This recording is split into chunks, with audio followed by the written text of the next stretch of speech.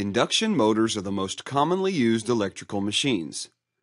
They are cheaper, rugged, and easier to maintain compared to other alternatives.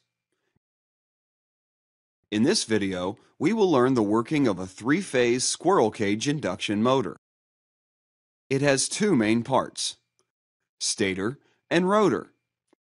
Stator is a stationary part, and rotor is the rotating part. Stator is made by stacking thin-slotted, highly permeable steel laminations inside a steel or cast iron frame. Winding passes through slots of stator. When a three-phase AC current passes through it, something very interesting happens. It produces a rotating magnetic field. To understand this phenomenon much better, consider a simplified three-phase winding with just 3 coils. A wire carrying current produces magnetic field around it. Now, for this special arrangement, magnetic field produced by three-phase AC current will be as shown at a particular instant. With variation in AC current, magnetic field takes a different orientation as shown.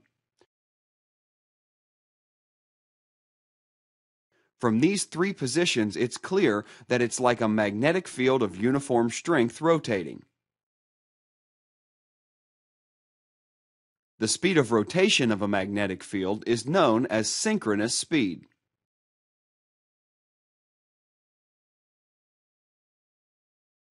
Assume you're putting a closed conductor inside it. Since the magnetic field is fluctuating, an EMF will be induced in the loop according to Faraday's law. The EMF will produce a current through the loop.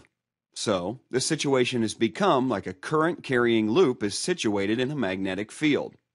This will produce magnetic force in loop, according to Lorentz law. So, the loop will start rotating. A similar phenomenon happens inside an induction motor also. Here, instead of a simple loop, something very similar to a squirrel cage is used. Three-phase AC current passing through stator winding produces a rotating magnetic field. So, as in the previous case, current will be induced in bars of squirrel cage, which is shortened by end rings, and will start rotating. That's why it's called an induction motor. Electricity is inducted in the rotor by magnetic induction rather than direct electric connection. To aid such electromagnetic induction, insulated iron core lamina are packed inside the rotor. Such small slices of iron make sure that eddy current losses are minimum. This is another big advantage of a three-phase induction motor. It is inherently self-starting. So, you can see here that both magnetic field and rotor are rotating. But at what speed will the rotor rotate? To obtain this answer, let's consider different cases. Consider a case where the rotor speed is the same as the magnetic field speed. Since both are rotating at the same speed, the rotating loop will always experience constant magnetic field. So, there won't be any induced EMF and current. This means zero force on rotor bars. So, the rotors will gradually slow down. But as it slows down, rotor loops will experience a varying magnetic field. So, induced current and force will rise again. And the rotor will speed up. In short, the rotor will never be able to catch up with the speed of the magnetic field. It rotates at a specific speed, which is slightly less than synchronous speed. The difference between synchronous and rotor speed is known as slip.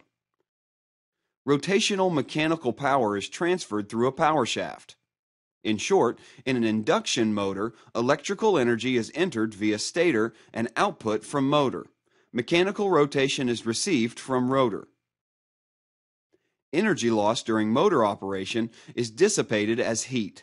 So, a fan at the other end helps in cooling down the motor. Hope you got a good introduction on the working of induction motors. Thank you.